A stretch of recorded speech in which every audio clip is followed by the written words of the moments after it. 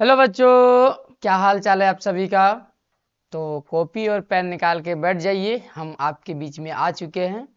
आज हम लोग देखेंगे फिजिक्स के कुछ बढ़िया बढ़िया न्यूमेरिकल्स। ठीक है, तो कॉपी पेन निकालिए। जो हम बोले थे क्लास में कि हम देंगे आप लोग को ऑनलाइन, वो अभी हम बताने वाले हैं। ठीक है, तो कॉपी और पेन निकाल के बैठ जाइए और साथ ही साथ लिखते चलिए। ठीक है, तो क्लास में हम आप लोग को एक होमवर्क दिए थे। क्लास में हम आपको एक होमवर्क दिए थे कि देखिए हम आपको बता दें, हम लोग का न्यूमेरिकल्स अभी विद्युत क्षेत्र की तीव्रता पर है। ठीक है, तो आपको थोड़ा जानकारी के लिए बता दें कि अगर कोई यहाँ पर पॉइंट है, यहाँ पर आवेश Q है, इससे R दूरी पर अगर कोई पॉइंट P है, तो यहाँ पर जो तीव्रता निकलता था, कितना निकलता था, E = KQ/R का स्क्वायर। ठीक, तो इस पॉइंट पर तीव्रता जो है इतना होता है। ठीक है, तो अच्छा, तीव्रता चूंकि सदिश राशि है तो सदिश राशि के लिए डायरेक्शन देना बहुत जरूरी है। हम आपको क्या बताए थे कि जहां पर तीव्रता निकालनी हो वहां पर एकांक परीक्षण धनावेश को रख दें। ठीक है, तो यहाँ पर हम तीव्रता निकाल रहे थे, तो यहाँ पर एकांक परीक्षण धनावेश को रख देंगे।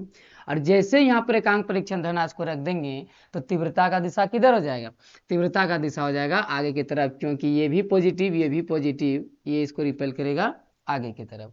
ठीक है, तो चलिए इसी पर हम एक न्यूमेरिकल्स लगाते हैं। अभी इसको थोड़ा सा मिटा लें।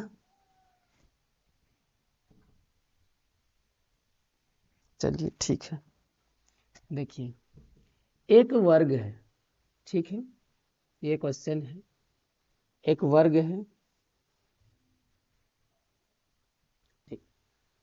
और इसका जो भुजा है वो ए है। ठीक, इसका नाम ए दे दिए, इसका नाम बी, इसका नाम सी, इसका नाम डी।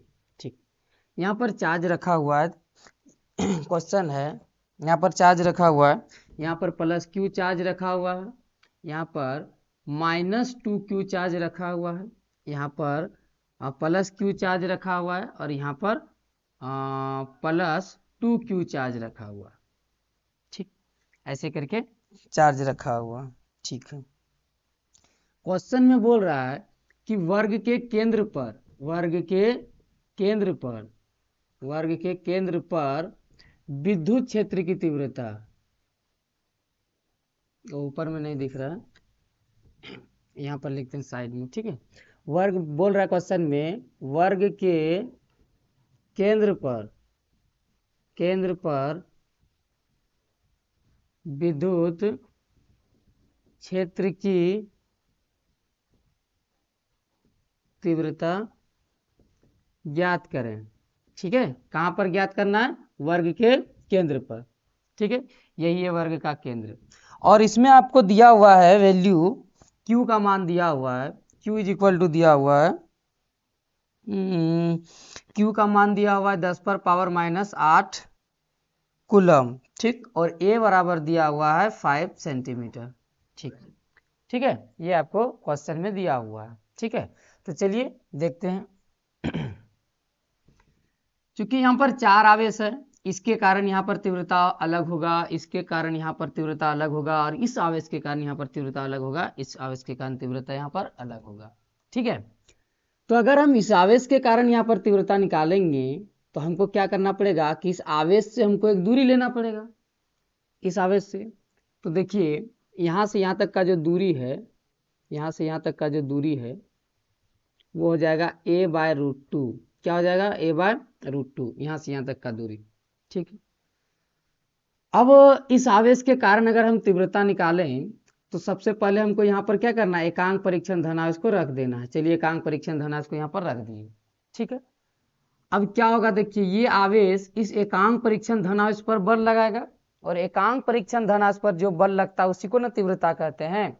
ठीक है, इस पर बल लगेगा, तो दिशा किधर होगा तीव्रता का, इस आवेश के कारण जो तीव्रता का दिशा होगा बाबू वो किधर होगा।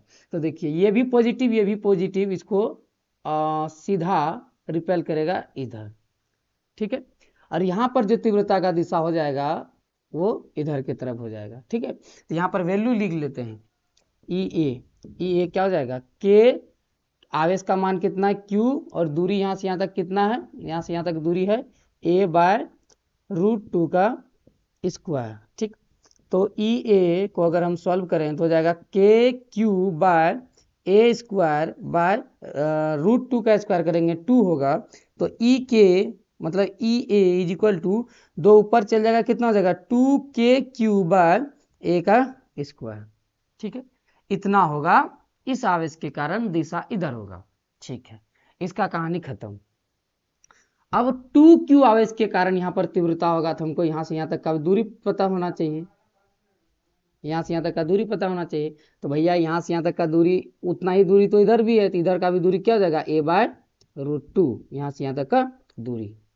ठीक है, चलिए अब इसके कारण जब हम तीव्रता निकालेंगे तो डायरेक्शन किधर होगा, देखिए ई भी पॉजिटिव, तो डायरेक्शन हो जाएगा इधर की तरफ। लेकिन इसका एरो बढ़ा देना, क्योंकि ये ज्यादा बल लगाएगा, क्योंकि ये आवेश ज्यादा है, ये आवेश कम था, तो ये कम बल लगाए, तो इसका तीर थोड़ा सा छोटा दो, छोटा इसका तीर दे दिए थोड़ा सा। ठीक, ये आवेश बड़ा है तो ज्यादा बल से इसको रिपेल करेगा, इसीलिए इसका तीर बढ़ा दिए।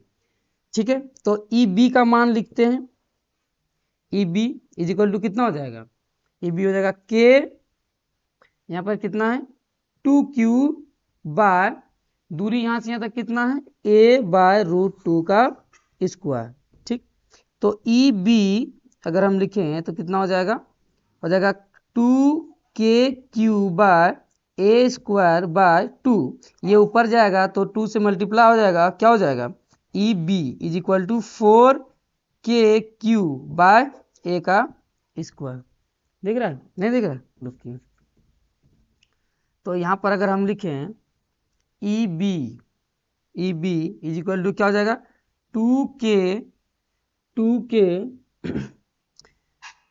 Q, अबे डायरेक्ट ऊपर करके लिख देते हैं, तो ऊपर हो जाएगा, तो हो जाएगा 4KQ/A का स्क्वायर, बी के कारण निकला। ठीक है, अब जरा यहाँ पर गौर कीजिएगा, यहाँ पर थोड़ा सा गौर कीजिएगा, यहाँ पर परिणामी तीव्रता नहीं निकला अभी। ठीक है, परिणामी तीव्रता यहाँ पर नहीं निकला है। ठीक है, परिणामी तीव्रता यहाँ पर निकलेगा। अब देखिए हम क्या बोले आपको कि अगर दो सदिश विपरीत दिशा में हो तो परिणाम निकालने के लिए क्या करते हैं, बड़ा सदिश में छोटा सदिश को घटा देते हैं। तो ये दोनों का जो परिणामी सदिश होगा, ये और ये दोनों आवेश के कारण जो परिणामी सदिश होगा, तो वो होगा, चलो हम उसको लिखते हैं E1, और वो हो जाएगा क्या वो हम बड़ा में छोटा को घटा देंगे, तो बड़ा कौन है EB है बड़ा, तो EB माइनस EA कर देते हैं। EB का वैल्यू देख लीजिए कितना है, EB का वैल्यू है 2KQ, हमें डायरेक्ट यहाँ पर EB का वैल्यू है 4KQ/A का स्क्वायर माइनस EA का वैल्यू कितना है 2KQ/A का स्क्वायर। ठीक, इतना है EA का वैल्यू। ठीक है, इतना में अगर ये घट जाएगा तो कितना बच जाएगा 4, इतना में घटेगा 2 तो बच जाएगा आपका 2KQ/A का स्क्वायर, ये निकल गया। ये दोनों के कारण परिणामी सदिश। अच्छा, ये दोनों के कारण परिणामी सदिश ये हुआ। अब जो परिणामी सदिश का दिशा होगा, ये दोनों के कारण जो परिणामी सदिश इधर हुआ, इस परिणामी सदिश का अगर दिशा होगा तो देखिए दोनों में से कौन सा बल बड़ा है, उधर की तरफ ही तीव्रता का दिशा होगा, दोनों में से किसका तीव्रता अधिक है बताइए।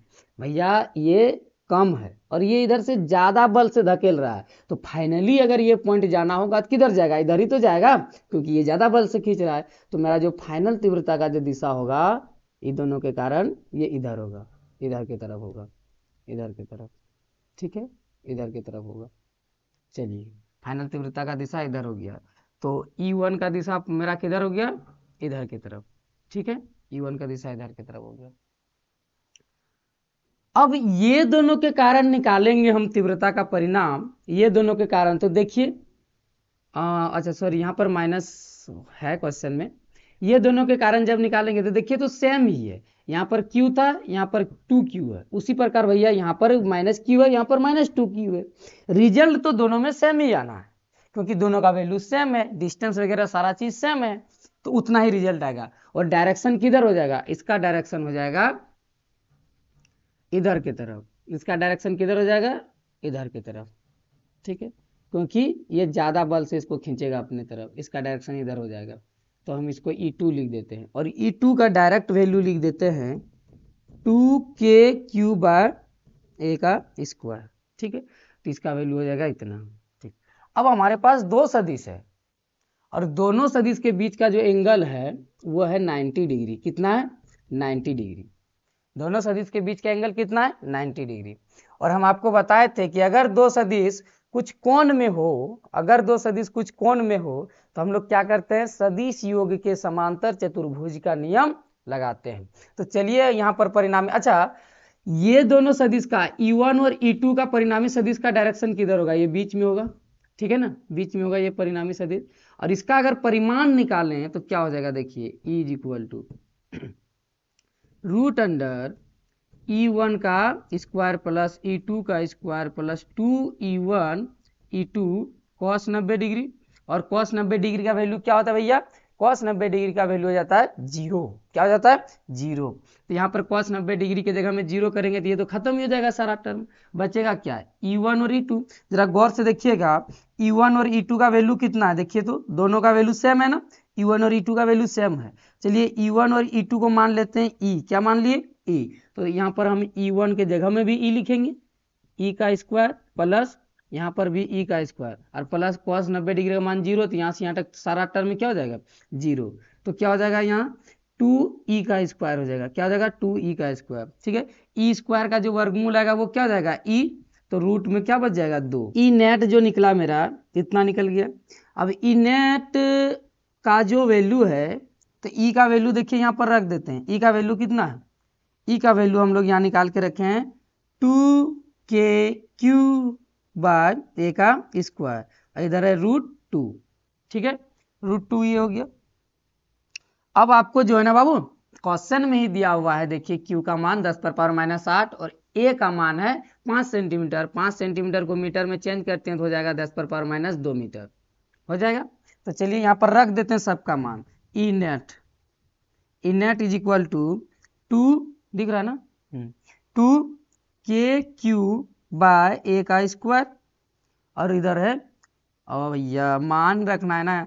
चलिए मान रखते हैं, सारा मान रखते हैं। 2 इंटू के का वैल्यू क्या होता है? 9 × 10⁻⁹। ठीक, क्यू का वैल्यू यहाँ पर क्या दिया हुआ है? 10⁻⁸। ठीक, और ए का वैल्यू कितना दिया हुआ है? 5 × 10⁻⁻² का होल स्क्वायर दिया हुआ है।